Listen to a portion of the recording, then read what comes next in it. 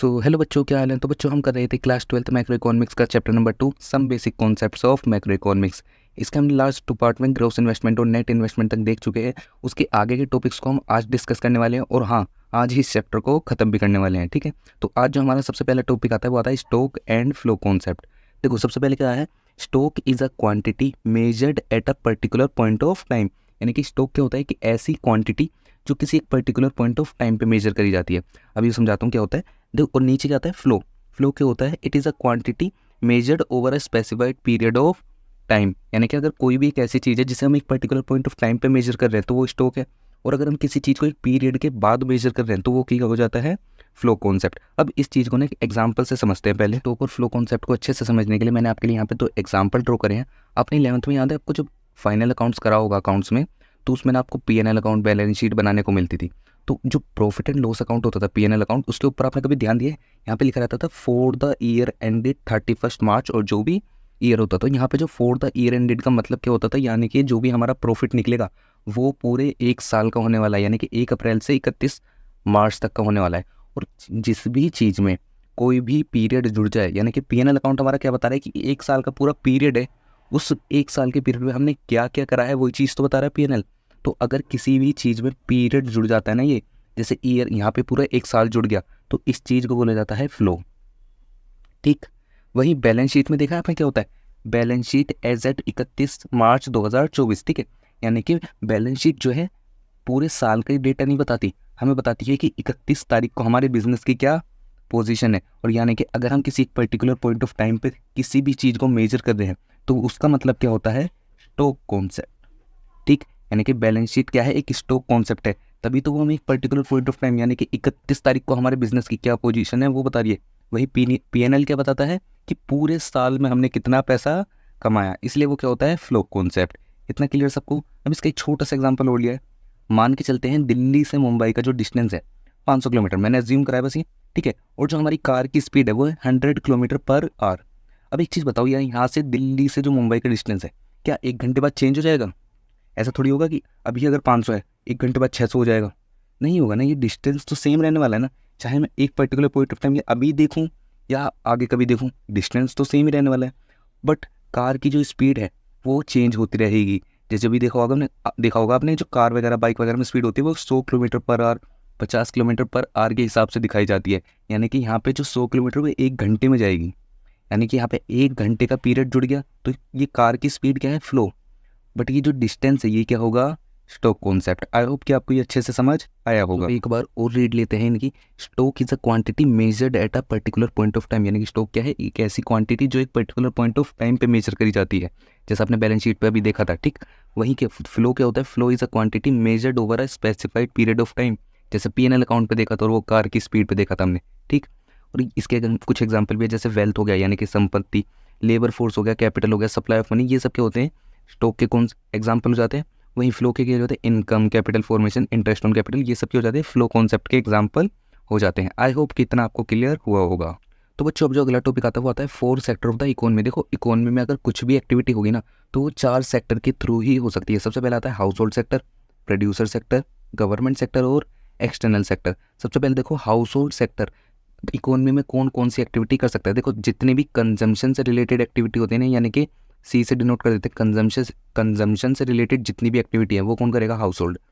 Investment से related जितनी भी एक्टिविटीज़ होती हैं वो कौन करता है, प्रोड्यूसर। सिंपल सी बात है, प्रोड्यूसर ही तो अपने बिजनेस में पैसा लगाएगा और वो आगे इकोनॉमी में उसे ग्रो करेगा। तो प्रोड्यूसर क्या करता है, इन्वेस्टमेंट। हाउस होल्ड क्या करता है, वो पैसे को खर्च करता है अपनी ज़रूरतों को पूरा करने के लिए। ठीक, अब जो गवर्नमेंट होती है ना वो कंजम्पशन भी करती है और इन्वेस्टमेंट भी करती है। आपने देखा होगा गवर्नमेंट के बिजनेसेस भी होते हैं जहाँ से वो पैसा कमाती है, प्लस गवर्नमेंट जो है सोशल वेलफेयर हो गया या फिर कंजम्पशन पे भी काफ़ी खर्चा करती है। जैसे स्कूल में देखा होगा मिड डे मील बंटते हैं या सब्सिडीज़ वगैरह दे दी जाती है, तो वो कंजम्पशन, गवर्नमेंट कंजम्पशन का पार्ट बन जाता है। एक्सटर्नल सेक्टर में क्या जाता है, एक्सपोर्ट इंपोर्ट जो होता है हमारा, वो सारा एक्सटर्नल सेक्टर से रिलेटेड होता है। मतलब कि इकोनॉमी में कुछ भी एक्टिविटी होगी तो वो इन 4 सेक्टर के थ्रू ही होगी। बच्चों, 11th में ना आपने एक कॉन्सेप्ट पढ़ा होगा, फैक्टर ऑफ प्रोडक्शन। अब जो हमारे फैक्टर ऑफ प्रोडक्शन कहते हैं, हमारे पास 4 फैक्टर ऑफ प्रोडक्शन थे जो इकोनॉमी में प्रोडक्शन करने में मदद करते थे। सबसे पहले कहता था लैंड, लेबर, कैपिटल, एंटरप्रेन्योर। ठीक है, ये हमारे 4 तरह के फैक्टर ऑफ प्रोडक्शन थे जो हमें प्रोडक्शन करने में मदद करते थे।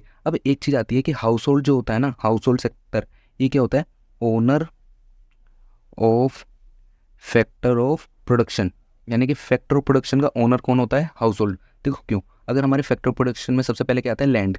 अगर हमें ज़मीन चाहिए, कोई भी काम करने के लिए हमें ज़मीन किराए पे चाहिए, तो वो हमें हाउस होल्ड से मिलेगी। अगर हमें क्या कहते हैं, लेबर चाहिए, तो वो भी कहाँ से आती है? क्या उससे, हाउस होल्ड से आएगी। कैपिटल चाहिए, तो पैसा कौन लगाता है कंपनी में बिजनेस करने के लिए? वो भी कौन लगाता है? House hold. ठीक, और वहीं एंटरप्रेन्योर, वो भी हाउस होल्ड से ही निकल के आता है। ठीक है, तो इसीलिए बोला जाता है हाउस होल्ड कौन होता है? Owner of factor of production. ये एमसीक्यू वगैरह में आ सकता है, वैसे इसका ज़्यादा लोड लेने की ज़रूरत नहीं है। इतना क्लियर सबको? तो बच्चों हमारा अगला टॉपिक आता है इंटरसेक्टोरल फ्लो। इंटरसेक्टोरल फ्लो मतलब क्या होता है? Each sector of the economy. Each sector मतलब अभी हमने 4 सेक्टर देखे थे ना, house hold, producer, government sector और एक्सटर्नल सेक्टर, जिसे फॉरेन सेक्टर भी बोला जाता है। ठीक, each sector of the economy depends on the other sector in one way और अदर, यानी कि किसी ना किसी तरीके से इकोनॉमी में एक सेक्टर दूसरे सेक्टर पर डिपेंड करता ही है। ठीक, यहाँ पे मैंने कुछ एग्जांपल लिए। हाउस होल्ड सेक्टर डिपेंड करता है प्रोड्यूसर सेक्टर पे। क्यों? For goods and services. Simple सी बात है, प्रोड्यूसर सेक्टर जो है वो गुड्स एंड सर्विसेज प्रोड्यूस करेगा और वो किसके पास जाएंगे? हाउस होल्ड के पास। ठीक, प्रोड्यूसर सेक्टर की डिपेंड होता है हाउस होल्ड सेक्टर पे फॉर फैक्टर ऑफ प्रोडक्शन। अभी मैंने आपको पीछे बताया था, हाउस होल्ड सेक्टर क्या होता है? Owner of factor of production होता है। अब प्रोड्यूसर को फैक्टर ऑफ प्रोडक्शन तो चाहिए प्रोड्यूस करने के लिए, प्रोडक्शन करने के लिए। ठीक, तो वो उसे कहाँ से मिलेंगे? हाउस होल्ड सेक्टर से। इतना क्लियर? अब देखो गवर्नमेंट सेक्टर कैसे डिपेंड करता है? गवर्नमेंट सेक्टर डिपेंड करता है हाउस होल्ड और प्रोड्यूसर दोनों सेक्टर पे। कैसे? टैक्सेस के लिए। सिंपल सी बात है, house hold sector, producer sector काम करेंगे तो गवर्नमेंट को टैक्स मिलेगा। ठीक, चौथा आता है हमारा हाउस होल्ड सेक्टर और प्रोड्यूसर सेक्टर डिपेंड करते हैं गवर्नमेंट सेक्टर पे। क्यों? ताकि लॉ एंड ऑर्डर मेंटेन हो सके। अगर सिंपल सी बात है, हाउस होल्ड काम कर रहा है, प्रोड्यूसर काम कर रहा है, बट कंट्री में लॉ एंड ऑर्डर मेंटेन नहीं है, तो वो कैसे अपना बिजनेस कर पाएगा कोई? ठीक, तो इसलिए गवर्नमेंट की बहुत ज़रूरत होती है और इसके लिए house hold sector, producer sector government पे डिपेंड रहते हैं। इतना क्लियर सबको? इंटरसेक्टोरल फ्लो क्या होता है कि हर एक सेक्टर किसी न किसी तरीके से दूसरे सेक्टर पे डिपेंड है। बस जो अब बस हमारे इस चैप्टर में 3 टॉपिक बचे हैं, वो खत्म करते हैं और ये चैप्टर पूरा खत्म हो जाएगा। अब जो अगला टॉपिक आता है वो आता है रियल फ्लो। रियल फ्लो क्या होता है? Flow of goods and services among different sector of the economy, यानी कि इकोनॉमी में 4 सेक्टर हैं, house hold, producer, government sector और एक्सटर्नल सेक्टर। इन चारों सेक्टर के बीच में जितना भी गुड्स एंड सर्विसेज का फ्लो होता है, यानी कि एक सेक्टर से दूसरे सेक्टर के पास गुड्स जा रहे हैं, दूसरे सेक्टर से तीसरे के पास सर्विसेज जा रही हैं, तो ये जो पूरा फ्लो होता है ना गुड्स एंड सर्विसेज का, यही क्या होता है? हमारा रियल फ्लो। यहाँ पे मैंने एग्जांपल के लिए क्या लिखा है? हाउस होल्ड सेक्टर के पास से प्रोड्यूसर सेक्टर के पास क्या गए? फैक्टर ऑफ प्रोडक्शन, यानी कि हाउस होल्ड सेक्टर ने प्रोड्यूसर सेक्टर को अपनी सर्विस दी, वहीं प्रोड्यूसर सेक्टर ने बदले में क्या करा? गुड्स प्रोड्यूस करे और वो हाउस होल्ड सेक्टर को दे दिए। तो यहाँ पे देखो मनी कंसिडरेशन कुछ नहीं है, यानी कि मनी का फ्लो नहीं हुआ, यहाँ पे सिर्फ गुड्स और सर्विसेज का फ्लो हुआ है, इसीलिए इसे रियल फ्लो बोला जाता है। इतना क्लियर सबको? अब तो बच्चों जो हमारा लास्ट टॉपिक आता है वो आता है सर्कुलर फ्लो ऑफ इनकम। अब ये क्या होता है? Unending flow of activities like production, income generation and expenditure involving different sector of the economy. इसका मतलब क्या होता है कि ये क्या है? एक अनएंडिंग फ्लो जिसमें 3 एक्टिविटीज़ इन्वॉल्व हैं, production, income generation and expenditure. और इन तीनों एक्टिविटीज़ में हमारे सारे सेक्टर इन्वॉल्व होते हैं। सारे सेक्टर का यहाँ पे मतलब क्या आता है? House hold sector and producer sector only. ठीक, यानी कि सर्कुलर फ्लो ऑफ इनकम को पढ़ते टाइम हमारा एक अजम्पशन चलता है कि हमारी इकोनॉमी में सिर्फ 2 ही सेक्टर हैं, house hold sector and producer sector. ना तो हमारी इकोनॉमी में गवर्नमेंट है, ना ही एक्सटर्नल सेक्टर है। ठीक, सिर्फ 2 ही सेक्टर हैं, हाउस होल्ड एंड प्रोड्यूसर। अब यहाँ पे जो हमारे एक्टिविटीज़ आई थी, प्रोडक्शन, इनकम जनरेशन, एक्सपेंडिचर, इनका मतलब क्या होता है? देखो, प्रोडक्शन होती है कहाँ पे? प्रोड्यूसिंग सेक्टर में। अब जितनी प्रोडक्शन होगी उससे कुछ ना कुछ इनकम जनरेट होगी। ठीक, अब वो इनकम मिलती किसे है? हाउस होल्ड सेक्टर को। सिंपल सी बात है ना, प्रोड्यूसर सेक्टर जो होता है वो क्या करता है? हाउस होल्ड सेक्टर से फैक्टर ऑफ प्रोडक्शन रेंडर करता है। ठीक, अब वो फैक्टर ऑफ प्रोडक्शन के लिए उन्हें पेमेंट भी तो करेगा, है ना? यानी कि हाउस होल्ड सेक्टर को इनकम जनरेट होगी और वो इनकम कहाँ पे खर्च करेगा हाउस होल्ड सेक्टर?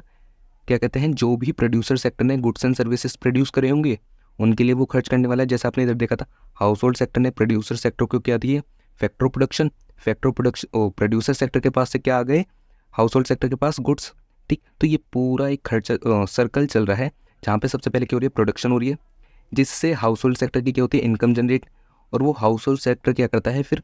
जो भी प्रोड्यूसर सेक्टर ने गुड्स बनाए होंगे उन पे खर्चा कर देता है। ठीक, तो ये पूरा सर्कल घूमता रहता है। जैसे यहाँ पे देखो मैंने बनाया हुआ है, प्रोडक्शन सेक्टर में क्या होगा? प्रोडक्शन होगी जिससे इनकम जनरेट होगी, इनकम जनरेट होगी तो हाउस होल्ड सेक्टर क्या करेगा? एक्सपेंस करेगा इकोनॉमी में, एक्सपेंस करेगा तो प्रोड्यूसर के पास फिर से पैसा आएगा और वो फिर से प्रोडक्शन करेगा।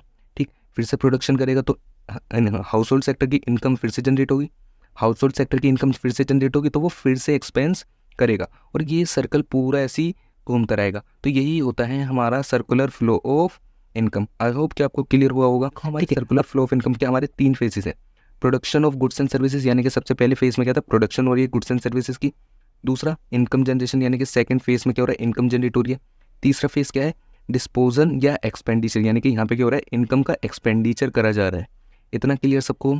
अब जो सबसे लास्ट टॉपिक आता है कि हमारे ना सर्कुलर फ्लो ऑफ इनकम के 3 वो होते हैं, सिग्निफिकेंस होती हैं। सबसे पहले सिग्निफिकेंस क्या आती है, एस्टिमेशन ऑफ नेशनल इनकम यानी कि सर्कुलर फ्लो ऑफ इनकम हमें नेशनल इनकम कैलकुलेट करने में मदद करता है। दूसरा क्या आता है, knowledge of inter sectoral interdependence यानी कि ये हमें बताता है कि इकोनॉमी में एक सेक्टर दूसरे सेक्टर पे किस तरह से डिपेंड है।